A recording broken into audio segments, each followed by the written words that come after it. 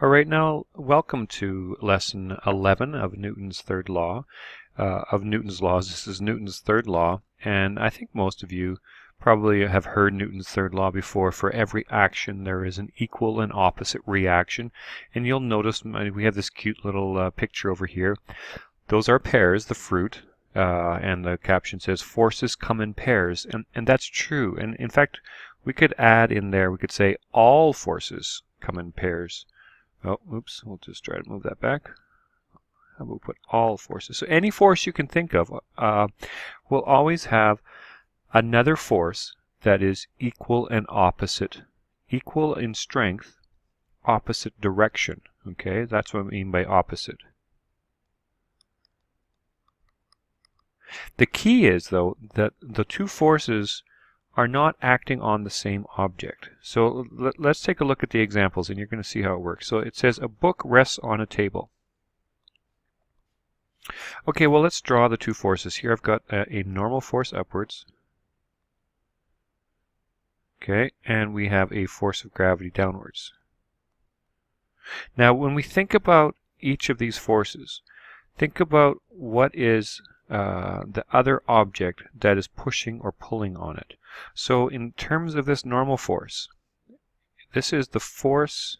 Another way of writing it is we could say the force of the table on the book.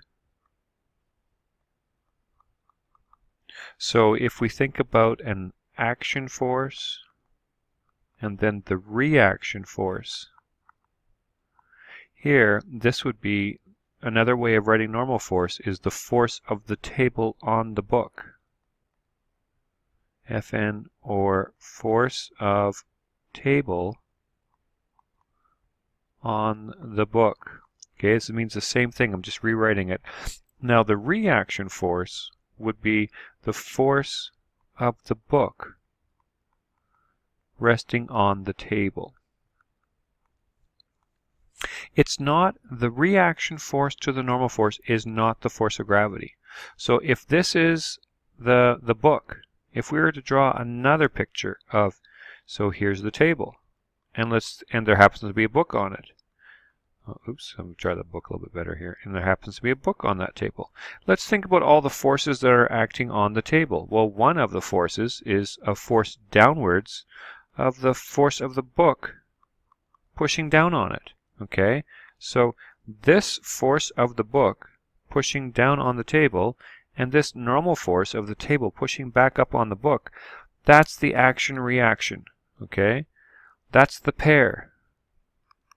All right, notice they're acting on different objects. Okay, let's think about this other one, this force of gravity here. So we have a force of gravity, and how can we put that in a format of force of something on something? Well, that force of gravity is the force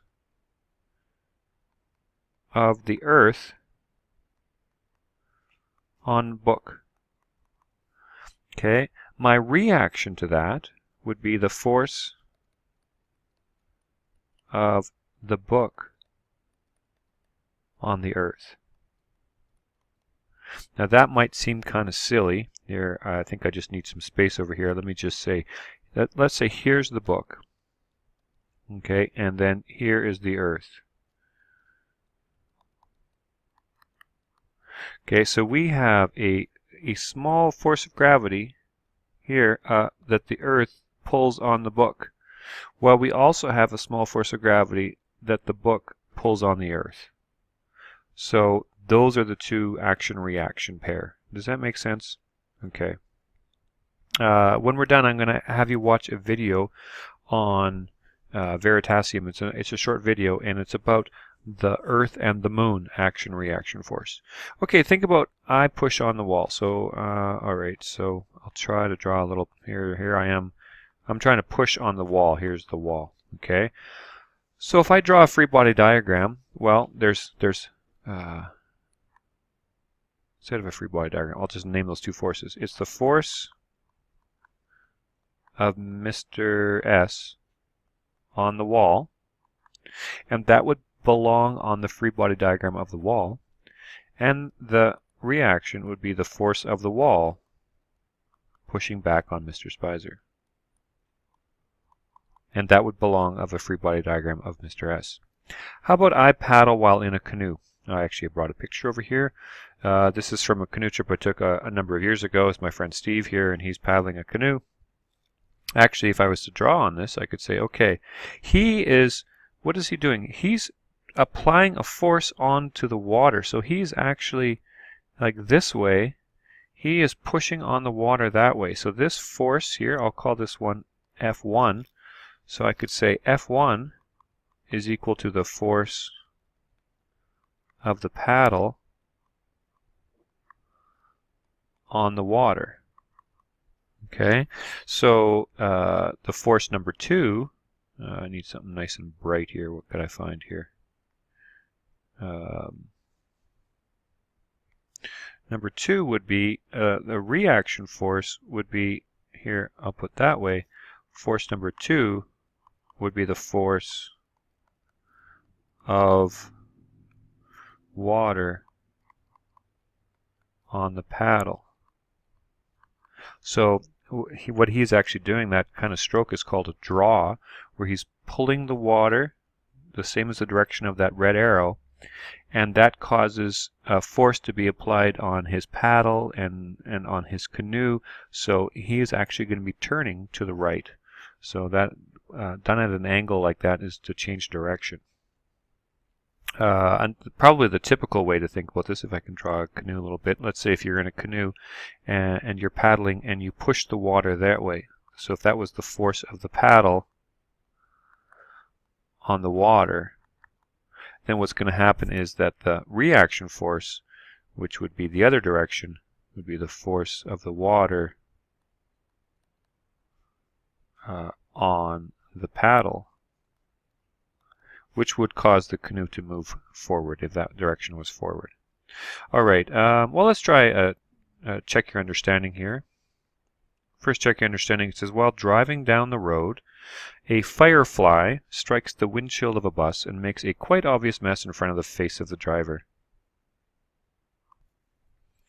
This is a clear case of Newton's third law of motion. The firefly hit the bus, and the bus hits the firefly. Which of these two forces is greater? The force of the firefly or the force on the bus? And the answer is they are the same. Okay, so the first force is equal to the second force, but opposite direction.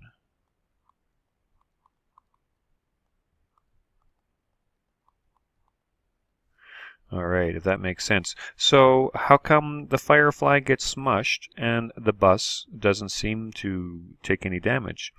Well, that same force on the firefly is enough to cause that firefly to get all squashed. But the same force on that glass, it's built strong enough, it's just fine. You know what I'm going to do? I'm going to let you guys try 2, 3, 4, 2, 3, and 4. So try those ones right now, and then come back and I'll state the answers. So hit pause now and try 2, 3, and 4. All right, so these, I hope they caused you to think. I hope you took your time and took a look at this. The first one is talking about rockets, and rockets can accelerate in space. So how do rockets work? I guess I should get a decent pen here. All right, so here's my fancy rocket here. So here's what happens is that what rockets do is they push out of here the hot gases that are the result of the combustion. So really it's, if you imagine you were throwing the gas this way, so there is a force of the rocket on hot gases. And that is a force to the left. The reaction force is the force of the hot gases on the rocket. And that force is equal but the opposite direction, so that goes to the right. You can imagine it'd be similar to, I don't know, if you were on ice with no friction and you threw stuff this direction, you would start moving the other direction. Okay, second one. a gun recoils. And it says the acceleration of the recoiling rifle, is it smaller or greater? I'm having some trouble with my screencast here.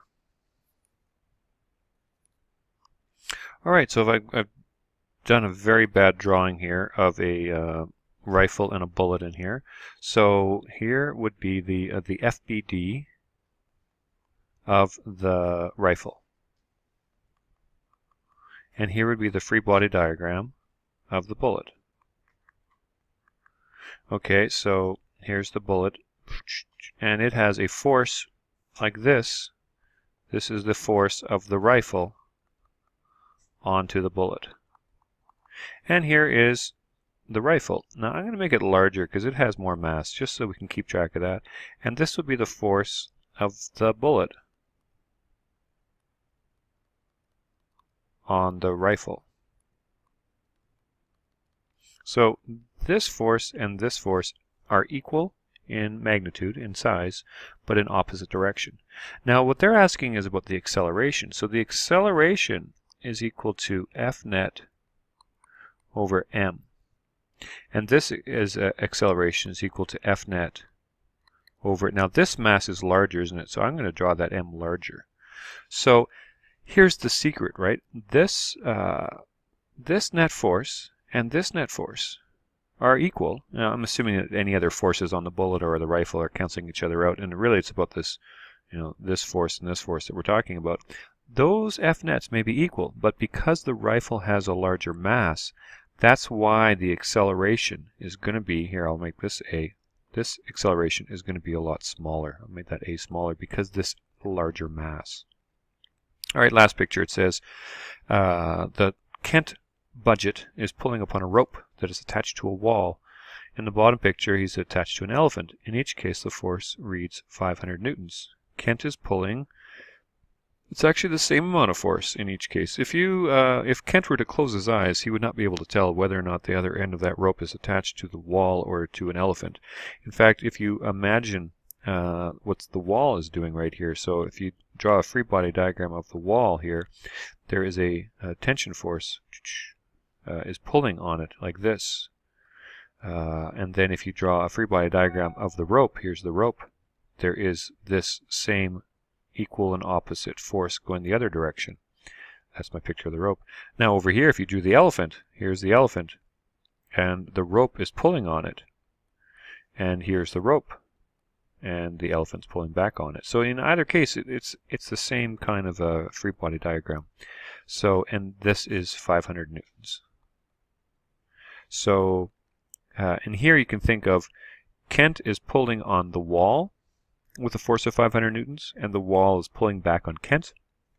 Here Kent is pulling on the elephant, and the elephant's pulling back on Kent. Same idea. Okay, next in your playlist will be a short Veritasium on Newton's third law, and I'll see if I can get the URL for you if you aren't connected to the playlist. 1 second. Alright, so you can copy that into your URL into your browser, or I think it'll be the next one on the playlist, so hopefully that will work just fine for you. So thanks, and I'll see you in class.